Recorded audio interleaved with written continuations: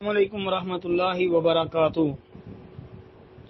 جی محترم بھائی نے یہ ایک پوسٹ سینڈ کی ہے جس میں سراقہ بن جوشم رضی اللہ تعالیٰ عنہ کے حوالے سے ایک حدیث نقل ہے کہ نبی علیہ السلام نے فرمایا، تیری بیٹی جو بیوہ یا مطلقہ ہو کر تیری طرف لوٹا دی گئی ہو، تیرے علاوہ اس کا کوئی کمانے والا نہ ہو، اس کی کفالت کرنا عظیم ترین صدقہ ہے۔ حوالہ دیا جی الادب المفرد، امام بخاری رحمۃ اللہ علیہ کی کتاب، اس کا حدیث نمبر 80۔ جی یہ حدیث نمبر 80 پر واقعی یہ روایت موجود ہے، لیکن شیخ البانی رحمۃ اللہ علیہ نے اس روایت کو ضعیف قرار دیا ہے۔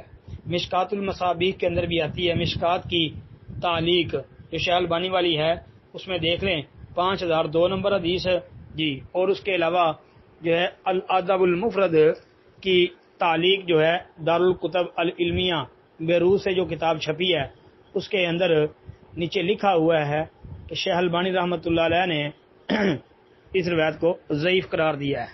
جی شیخ البانی کی تعلیق کے ساتھ یہ کتاب الادب المفرد دارالکتب العلمیہ جو ہے وہاں سے چھپی ہے۔ السلام علیکم ورحمۃ اللہ۔ یہ روایت ضعیف ہے جی۔